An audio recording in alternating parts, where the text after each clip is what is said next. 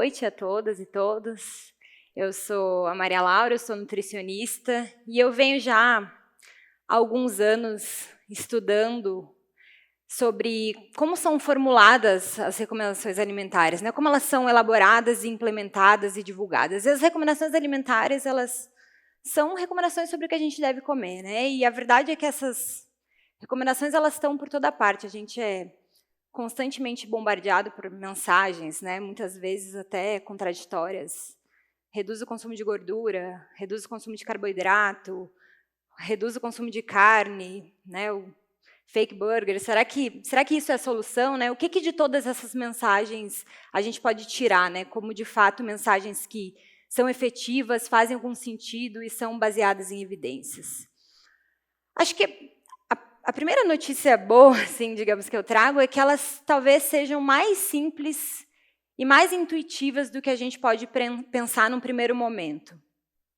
E aí que entra a importância dos guias alimentares, como o Carlos falou, né? Os guias eles são esses documentos oficiais, usualmente assinados pelo Ministério da Saúde, como é o nosso caso aqui no Brasil, e que trazem as recomendações idôneas, confiáveis, sobre princípios e formas saudáveis de se comer.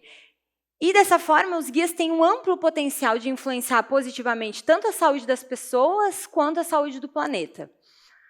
Mas eu falo potencial porque a verdade é que a maioria dos guias alimentares ainda hoje no mundo, eles têm uma visão extremamente reducionista sobre o que é alimentação. E tem um olhar sobre os alimentos que é um olhar que enxerga os alimentos como sistemas de transferência de nutrientes, né? Como se eles fossem apenas sistemas de transferência de nutrientes.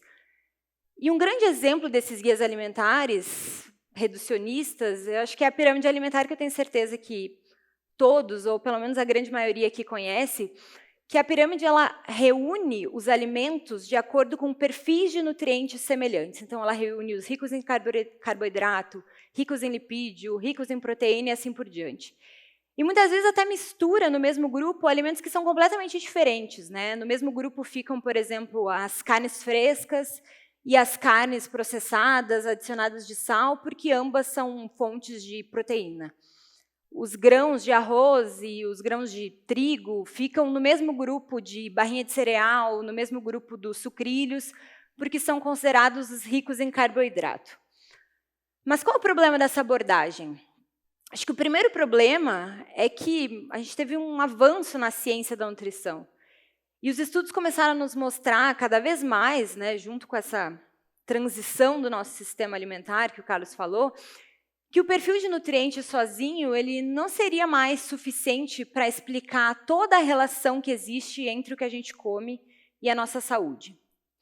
E, em segundo lugar, quando a gente olha o alimento como se ele fosse simplesmente, né, um transferidor de nutriente, a gente ignora outras características do alimento e do ato de comer que também determinam a nossa saúde. E, dessa forma, né, quando um guia alimentar ele se propõe a ser um guia para a saúde planetária, ele não pode mais ter esse olhar de falar simplesmente de recomendações nutricionais, né, de valores de nutrientes a serem alcançados. Obviamente, eles devem considerar a importância dos nutrientes, ninguém está negando que os nutrientes são importantíssimos, mas eles devem falar de alimentos saudáveis, de refeições saborosas, culturalmente apropriadas, de modos de comer adequados e também de sistemas alimentares saudáveis e sustentáveis, tanto do ponto de vista social quanto ambiental. E a segunda boa notícia, eu acho, é que esses elementos eles não se contradizem, né? A gente não precisa, talvez, escolher uma alimentação que seja boa para a minha saúde, mas ela não vai ser tão boa assim para o ambiente, né? Ou ao contrário, né?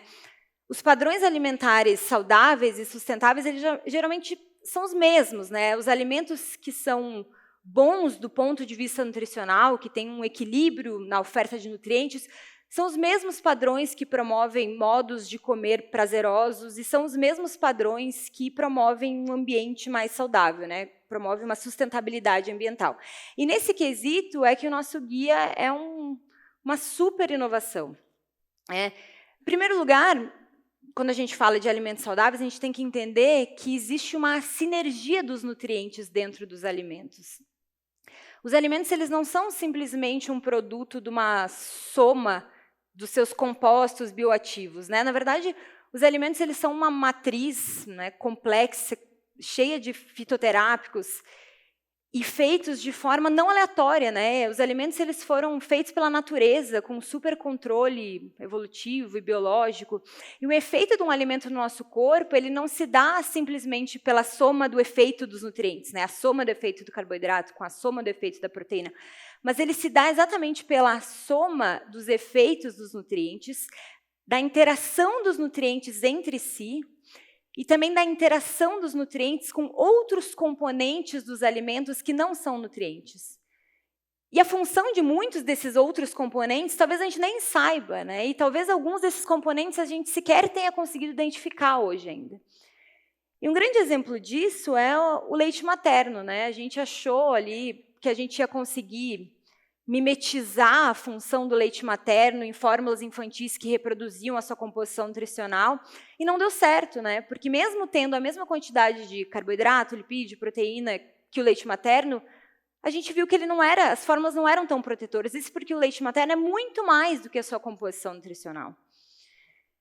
Da mesma forma, a gente também não conseguiu reproduzir, por exemplo, o efeito protetor das frutas, verduras e legumes contra doenças cardiovasculares quando a gente colocou os nutrientes desses alimentos numa cápsula. Da mesma forma, né, as frutas e verduras e legumes eles não são um produto do efeito das suas vitaminas. Eles são muito mais que isso, né? E quando a gente ingere as mesmas vitaminas numa cápsula, a gente não tem os mesmos benefícios. Outra característica que a gente tem que considerar é que existe uma interação sinérgica na forma com que a gente combina os alimentos. E da mesma forma com que os alimentos, né, em si, as refeições, os padrões alimentares, eles também não são aleatórios, né? A forma com que a gente combina os alimentos na forma de refeição também é um produto, né, da nossa evolução com controle biológico e cultural. E o efeito dos padrões alimentares no nosso corpo, ele não se dá pela soma do efeito dos alimentos, né? Ele se dá também pela forma com que os alimentos são combinados, preparados e servidos. E mais até mesmo do que os alimentos, as refeições, mais recentemente a gente começou a entender que os modos de comer, as circunstâncias que envolvem o ato de comer, onde a gente come, com quem a gente come, o que a gente está fazendo enquanto a gente come, também tem algum efeito na nossa saúde, né? Também determinam a qualidade e a quantidade do que a gente come. E o valor simbólico, histórico e o prazer proporcionado pelos alimentos e pelas preparações culinárias feitas por esses alimentos também determinam as condições de saúde, que era algo quase que impensável, né, quando a gente olhava os alimentos via nutrientes. E ainda mais recentemente a gente começou a reconhecer que os alimentos eles são produzidos, processados, abastecidos dentro de sistemas alimentares que influenciam a nossa saúde também pelo jeito com que eles impactam na sociedade e no meio ambiente. E existem sistemas alimentares, né, que promovem justiça social, boas condições para o trabalhador do campo, biodiversidade, uso racional dos recursos naturais, enquanto que existem sistemas alimentares que promovem a desigualdade social, o monopólio, a exploração no campo, o uso excessivo dos recursos naturais, o impacto ambiental. E quando a gente fala de um guia que se propõe a dialogar com esse nosso conceito atual de alimentação, a gente tem que falar de um guia que considere todas essas dimensões e não só que traga valores de nutrientes que a gente tem que alcançar. Então, como o Carlos falou, o Guia Brasileiro atual ele foi publicado em 2014 pelo nosso Ministério da Saúde e ele traz uma super mudança conceitual em relação ao nosso guia anterior, que tinha sido publicado em 2006 e que vinha com essa mesma lógica da pirâmide alimentar, né, no agrupamento dos alimentos de acordo com os perfis nutricionais. E esse guia ele acompanhou, né, essas mudanças no sistema alimentar, acompanhou as mudanças nas condições de saúde das pessoas e trouxe esse olhar com um novo paradigma da ciência da nutrição. E, em primeiro lugar, o guia não faz mais esse agrupamento de acordo com o perfil de nutrientes, né? Ele agrupa todos os alimentos em 4 grupos, de acordo com o perfil, né, com a característica do processamento industrial. Ele traz só recomendações qualitativas, ele não fala em tamanho de porção a ser consumida, não fala em valores de nutrientes que a gente tem que chegar idealmente. E ele traz uma perspectiva realista e factível que é muito interessante, né? Boa parte das recomendações foram baseadas na pesquisa de orçamentos familiares, que coletou dados de consumo alimentar de mais de 30 mil brasileiros de todas as classes sociais e regiões do país, né? E quando a gente analisou essa pesquisa, a gente viu que boa parcela dos brasileiros já fazia o que o guia preconizava. E a gente usou esses brasileiros como um exemplo para aproximar todo o resto da população deles, né? E isso é muito interessante, porque a gente não usou só estudos mais teóricos, nem mesmo estudos que foram realizados em populações com culturas completamente diferentes das nossas, né, como os estudos realizados nos Estados Unidos, mas a gente conseguiu fazer uma valorização cultural e regional muito forte, né, entender que a gente já tinha o nosso padrão alimentar saudável, baseado em várias teorias que, obviamente, são universais, mas que a gente conseguia aplicar aqui em todas as regiões do país e assim por diante. Então, o guia, ele traz, digamos que, 10 passos para uma alimentação saudável e sustentável. O passo 1 é faça de alimentos in natura ou minimamente processados a base da sua alimentação e que eles sejam em variedade e predominantemente de origem vegetal. Então, esses alimentos que são os grãos, as leguminosas, frutas, verduras, legumes, nozes, enfim, eles são a base tanto de uma alimentação nutricionalmente balanceada, né, de refeições saborosas, culturalmente apropriadas, mas eles também fomentam um sistema de produção de alimentos mais sustentável e justo. A segunda recomendação, o segundo passo do guia é utilize sal, açúcar e óleo com moderação. O Carlos também adiantou, né, a maioria desses alimentos, os alimentos in natura, grãos, leguminosas, carnes, enfim, eles não são consumidos de forma isolada, eles são preparados, né, eles são temperados, cozidos, enfim, para transformar, né, para formar as preparações culinárias, salgadas ou doces. Então, moderadamente, os ingredientes culinários, o sal, o açúcar, as gorduras, eles agregam sabor nas preparações culinárias sem deixar necessariamente as preparações desequilibradas nutricionalmente. O terceiro passo do guia é limite os alimentos processados. E os alimentos processados também é exatamente aquele grupo de alimentos que o Carlos estava falando, que são os alimentos mais antigos, né? Os pães, as conservas, os queijos, que são já, obviamente, alimentos processados, mas simples, né? Geralmente com adição de sal ou de açúcar, é um alimento in natura, e que, obviamente, eles não são tão saudáveis quanto os in natura, né? Uma conserva de pepino não é tão saudável quanto o vegetal in natura.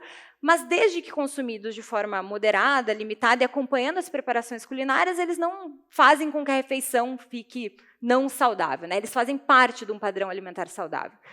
Então, assim, combinados, né, os alimentos in natura ou minimamente processados, com os ingredientes culinários, com os alimentos processados, isso é a base das preparações culinárias que a gente tem há muitos séculos, né, e que não estavam associados com essa transição dos padrões de doença, né, para esse cenário das doenças crônicas, da obesidade. Muito diferente é o passo 4 do guia, que daí sim, né, evite alimentos ultraprocessados. Esses alimentos, eles são desequilibrados do ponto de vista nutricional, sim, né? A forma de apresentação desses alimentos faz com que a gente consuma eles em excesso, por causa desse apelo que eles têm, da hiperpalatabilidade. Eles substituem os alimentos saudáveis e as formas de produção desses alimentos são insustentáveis, tanto do ponto de vista social quanto ambiental. Tá?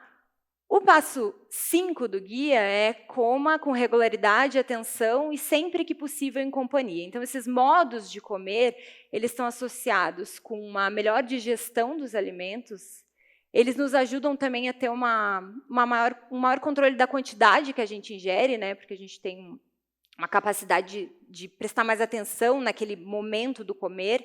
Eles também promovem mais interação com os familiares, com os amigos, né? Mais interação social. E, em última análise, também mais prazer ao comer. O passo 6 do guia é compre na feira ou em outros lugares que priorizem os alimentos in natura ou minimamente processados. Esses locais, eles estimulam a agricultura familiar, estimulam a economia local e, portanto, sistemas alimentares também mais saudáveis e mais sustentáveis. Fazem bem para a saúde, para o ambiente e também são mais econômicos para quem compra. O próximo passo, o passo 7, é cozinhe. Né? Por mais que a gente consiga comer alimentos in natura minimamente processados fora de casa, É quase impossível que a gente pense numa alimentação saudável a longo prazo sem que a gente não tenha nenhum envolvimento com a cozinha, né? Pelo menos em alguns momentos da nossa vida. Então, estimular que as pessoas, né, exercitem, aprendam, compartilhem as suas habilidades culinárias faz bem para a saúde. Isso, obviamente, para todas as idades e para todos os gêneros. O passo 8 do guia é planeje suas compras e suas refeições. Então, pense, né, faça um planejamento do cardápio, veja a despensa, pense no que precisa ser comprado, analise a sua rotina e veja se existe alguma atividade que pode dar espaço para a alimentação, né? Isso é um investimento na saúde. O passo 9 do guia é evite o fast food, né? Fora de casa, dê prioridade aos locais que ainda fazem a comida feita na hora, restaurante universitário, PF, Quilo. Então, a gente ainda tem muita opção fora de casa que valoriza a culinária local, a economia local e que é saudável. E, por fim, o passo 10 do guia é seja crítico em relação à publicidade de alimentos. E certamente é o passo mais difícil, né? Porque a gente é bombardeado por essas mensagens contraditórias que não querem informar e sim vender. Então, a gente precisa sempre desconfiar dessas mensagens milagrosas, né? Será que é realmente o fake burger que vai resolver? Será que é diminuir isso, aquilo, outro, um elemento da alimentação? Mas mais importante do que isso é a gente, como cidadão, apoiar as medidas regulatórias que visem diminuir esse assédio da publicidade para as nossas escolhas. Então, apoiar a legislação de proibição da publicidade para criança, apoiar a legislação que agora está em discussão sobre a mudança da rotulagem dos ultraprocessados. Então é isso, o guia, ele obviamente foi ultra atacado pela indústria de ultraprocessados, que tentou fazer confusões sobre as mensagens, né, deslegitimar as evidências, que agora acho que não tem mais volta, as evidências estão super consistentes, mas, por outro lado, foi super apoiado por entidades nacionais, internacionais. O Michael Pollan, que o Carlos começou falando, tweetou, chamando o guia de revolucionário, né? O guia, agora, ele estimulou, né, ele embasou a publicação do Guia Alimentar para Menores de 2 anos, que saiu do forno agora semana passada e que traz essa abordagem também do processamento de alimentos. Então é isso, né, ele é um instrumento pedagógico que dá informações tanto para nós quanto para o planeta, né, e traz recomendações em relação à sustentabilidade tanto pessoal quanto domiciliar, local, global, até mesmo filosófico. O guia acabou de fazer aniversário de 5 anos e eu acho que ele está mais atualizado do que nunca, né? Então, é isso. Obrigada.